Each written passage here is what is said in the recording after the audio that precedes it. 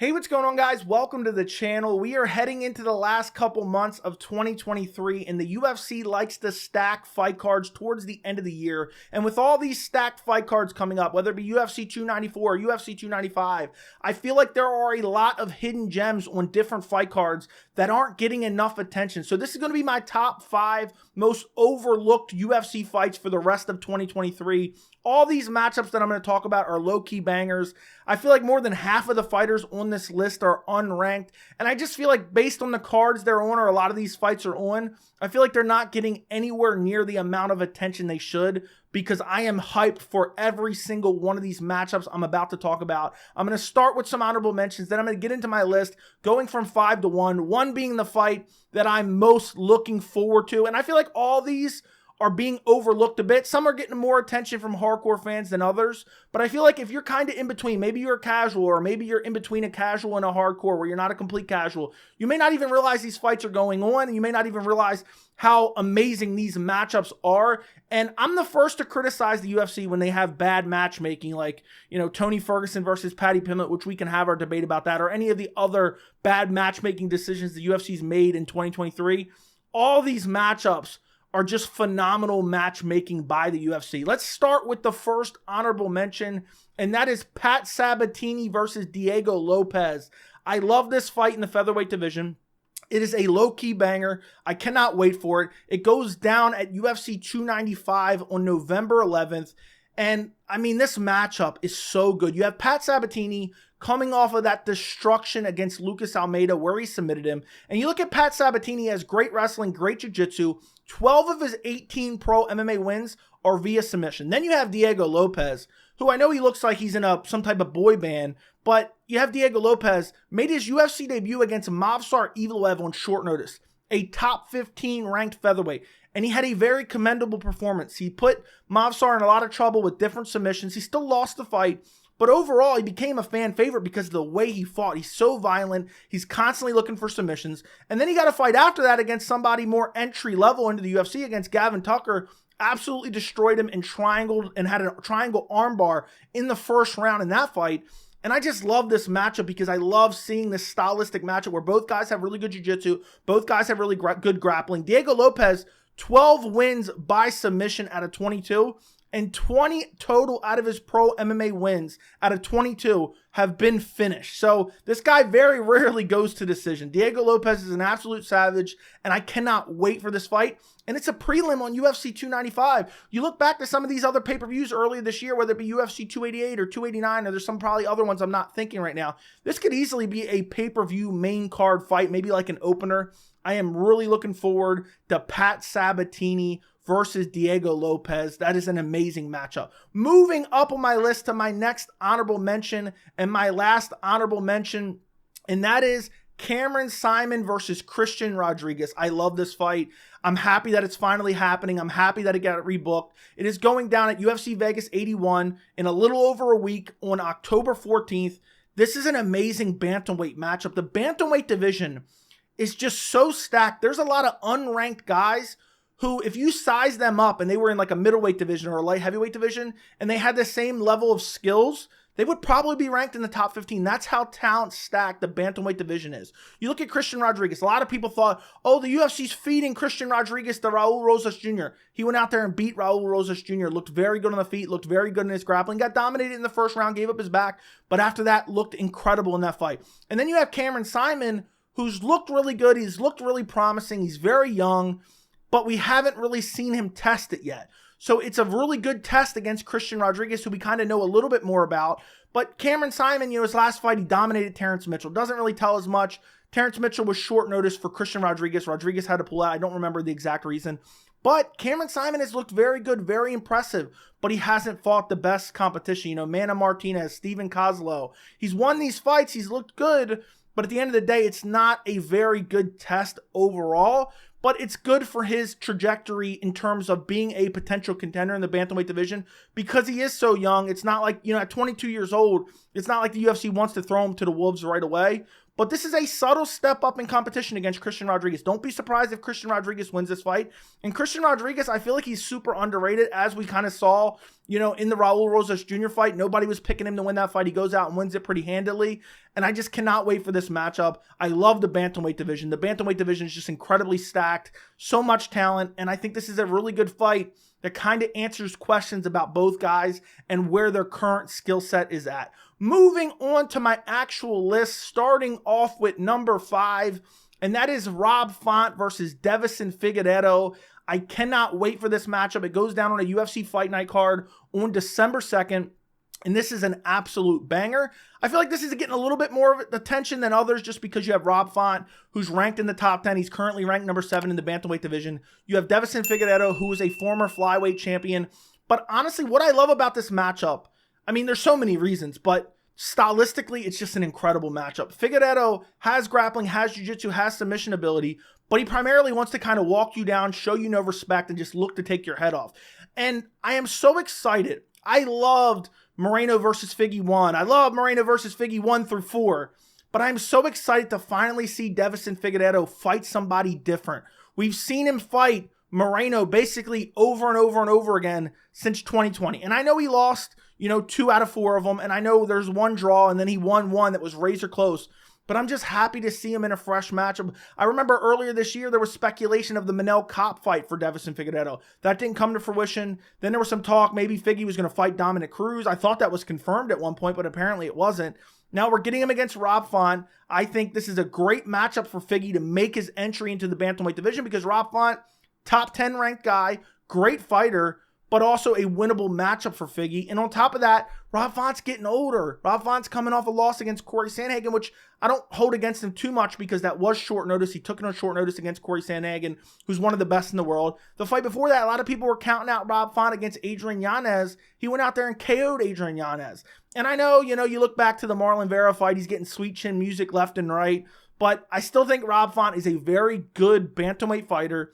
And I'm happy to see him take on Deiveson Figueiredo because it's a win-win. If Rob Font gets a win over Figgy, he can say, I got a win over former flyweight champion. If Figgy gets a win over Rob Font, Figgy could be 1 fight, 2 fights away from a potential bantamweight title shot, depending on how the bantamweight division plays out because there's so many contenders in the bantamweight division.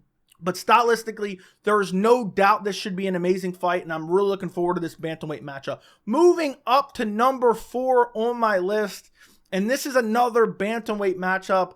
We have Jonathan Martinez versus Adrian Yanez. This goes down on October 14th, UFC Vegas 81.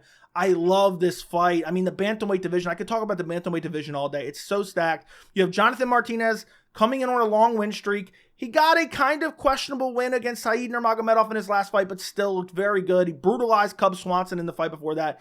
And then you have Yanez coming off of that loss to Rob Font, but even in that loss where he got finished in the first round, he was just so aggressive with his striking and looking for a finish himself. I feel like he got overzealous, overconfident, and Rob Font was a lot better than a lot of people expected, probably Yanez included. And he got caught, he got finished, but he's still young. Yanez is still young.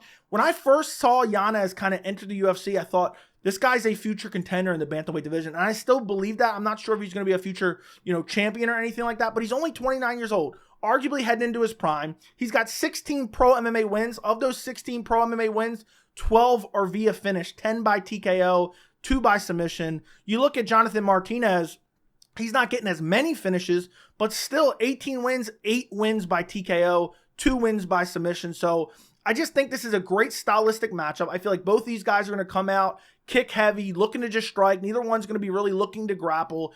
And I just think this is phenomenal matchmaking by the UFC. Honestly, I know in terms of drawing casual fans and being able to advertise it, this couldn't be a main event. But for me personally, this could be a main event of a fight night card. That's how good this fight is. And this isn't even the main event of this fight night card. And I think you also have Jarrett Cannonier, or no, I'm thinking of a different fight card. I'm thinking of the Rob Font versus Deiveson Figueiredo card. I was going to say Jarrett Cannonier, Roman Dolidze is on that card as well, and not even the main event. But either way, I love this bantamweight matchup. It's an outright banger. I can't wait to see how it turns out. And both guys are ranked towards the bottom of the top 15. So I'm wondering, with a win here, where does it put them? I believe they're like 13 and 14 currently ranked. But it's a great matchup by the UFC, and I think it's a super fan-friendly matchup. And there's no doubt in my mind that Jonathan Martinez versus Adrian Yanez will be an absolute banger. Moving up on my list, and honestly, to be honest, these last three on the list, I could have shifted around and replaced each other with, because I love every single one of these last three fights. I mean, I love every fight on the list, but these last three really stand out above all else. Number 3 is Nursultan Rusaboyev versus Caio Borralho. I cannot wait for this matchup in the middleweight division. I know some people were kind of questioning it, considering Rusaboyev just made his UFC debut in his last fight, got a big win there. But you have Caio Borralho, who's kind of been making his way up the ranks and has a decent win streak in the UFC. I love this matchmaking by the UFC. It goes down November 4th, UFC Fight Night Sao Paulo. I love this fight. The UFC's been actively trying to kind of make some fresh middleweight contenders. I think this fight is going to get them very close to the middleweight rankings, especially when you have guys like Andre Muniz hanging out in the top 15. I think easily the winner of Caio Borralho versus Nursultan Rusaboyev could be kind of creeping into that top 15 ranks. Overall, I want to point out Rusaboyev, 35 pro MMA fights, 33 finishes, 13 by KO or TKO, 20 by submissions. Now, he hasn't fought the best competition, hasn't fought the worst competition. He made his UFC debut in his last fight against Bruno Ferreira, goes out there and starches him in the first round, and then has a beautiful celebration with his coach afterwards. And honestly, Caio Borralho's looked very impressive himself, but he's kind of been relying on his grappling a bit and just kind of out-grappling guys. And I'm curious to see Caio Borralho test Nursultan Rusaboyev's grappling, and if Rusaboyev can stuff the takedowns, how does Caio Borralho's striking look on the feet against Nursultan, who's looked incredible on the feet? I absolutely love this fight. It is a straight-up banger. And it's crazy because the UFC Fight Night card in Brazil is literally a banger fight night card. I cannot wait for that card. It's headlined by Jalton Almeida versus Curtis Blades, which is a really good fight as well. But I feel like this fight isn't getting enough attention. I mean, this is a fight that you have two guys arguably in their prime. You have Caio Borralho, who's 30 years old. You have Rusaboyev, who's 29 years old. They're either in their prime or hitting their prime. And it's just a great fight for the middleweight division to kind of determine a next contender in the middleweight division to kind of start creeping into that top 15. And I just love this matchup. It should be fan-friendly. It should be exciting. Should answer a lot of questions. And it does move these guys. I think if it's not in their next fight, I think 2 fights from now, whoever wins this fight will be fighting a top 15 ranked opponent. Cannot wait for that fight. Moving up on my list to number 2. And honestly, number 2 and number 1 are interchangeable. But really for the last 3, they're all interchangeable. But number 2 is Rinat Fakhretdinov versus Elizeu Zaleski dos Santos. This goes down at UFC Fight Night Sao Paulo as well in Brazil on November 4th. What a banger this is. Rinat Fakhretdinov took Kevin Lee's life in his last fight. Took his career in his last fight. Absolutely dominated him. I mean, Rinat Fakhretdinov looked so good against Kevin Lee. Looked so good against Bryan Battle. Absolutely dominated Bryan Battle from bell to bell with his wrestling. And just destroyed him with ground and pound. And I know that was short notice, but nonetheless. And then look what Bryan Battle's gone on to do since then. But Rinat Fakhretdinov has looked so good with his wrestling and his submission ability. I literally think Stephen Wonderboy Thompson is having nightmares just having him in the same division. And I just think this matchup against Elizeu Zaleski dos Santos is an outright banger. Dos Santos, I mean, he looked good in his last fight against Abu Bakar Nurmagomedov, but it wasn't the greatest. But you go back, he was inactive for a little bit. You go back, the fight against Benoit Saint Denis was incredible, was an outright banger. And honestly, the ref, I think that's the ref that got banned from reffing fights afterwards, because Dos Santos was destroying Benoit Saint Denis, and the ref wasn't stopping it. And just Dos Santos has a history of being a very exciting fighter. He could arguably be kind of, getting past his prime a little bit. He's 36 years old. But I think this is a great test. This is phenomenal matchmaking for the UFC, from the UFC, because Dos Santos is a very good test for Rinat Fakhretdinov. We've seen him take out the trash with Kevin Lee, just kind of discard of his dead body, dead corpse, took his head in that fight with a guillotine. He beat Bryan Battle, which is a really solid win, but Bryan Battle's still kind of developing his skill set himself and kind of moving his way up the ranks. But now he's fighting Dos Santos, who's very good jiu-jitsu, very explosive on the feet, good power, good everywhere. Has a win years ago against Sean Strickland, which I know you can debate about whether that actually matters or not. but I just think this is such a great matchup. And you look at Dos Santos, 17 finishes out of 24 wins. You look at Rinat Fakhretdinov, not as much of a finisher, but I mean, honestly, just as much of a finisher, because you're looking at he has 18 out of 22 wins via finish. So no matter what, I think this is a great fight for the welterweight division. I think if Rinat wins this fight, he's really creeping close to the top 15 rankings of the welterweight division and creeping more into Wonderboy Thompson's nightmares. And I just love this fight. This is such a banger matchup. I can't even put into words how much I love this fight. And I think no matter what, it will be very exciting. And I think it'll answer questions about both guys. And I'm really curious. Rinat Fakhretdinov, 32 years old. He looks like he could be a future title contender. I'm very curious with this nice subtle step up in competition against Dos Santos. I'm very curious to see how he does. And I'm really looking forward to this matchup in the welterweight division. Moving on to number 1 on the list. And that is Benoit Saint Denis versus Matt Frevola. It goes down at UFC 295 on November 11th. It is a lightweight matchup that I am really looking forward to. We've been talking about it for a while, about the old guard of lightweight getting replaced. Guys like Dustin Poirier, Justin Gaethje, Beneil Dariush, and they've kind of beat guys like Gamrot and Fiziev, and I really feel like guys like Matt Frevola, Benoit Saint Denis could be those guys that eventually creep into that top 10 of the lightweight division. Matt Frevola is currently ranked already number 14. Benoit Saint Denis not ranked just yet, but Benoit Saint Denis, I mean, he is absolutely cannot miss every time he fights. He has 12 pro MMA wins.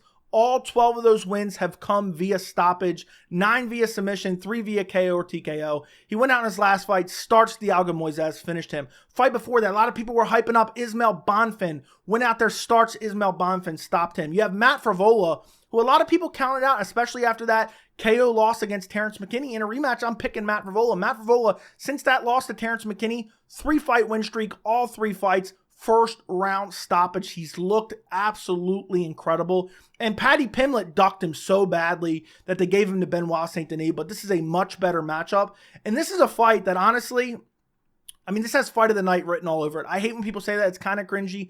This fight has fight of the night written all over it. This is an incredible lightweight matchup. And I feel like this is probably getting a little bit more attention than some of the other fights on this list.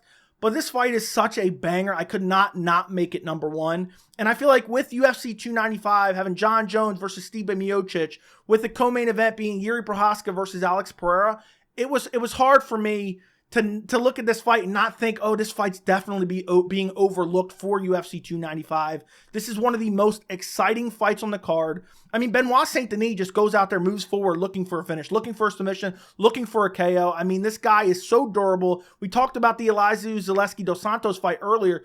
Dude was getting murdered in that fight and just kept somehow surviving, even though the ref should have stopped it. But so durable, did not go out in that fight.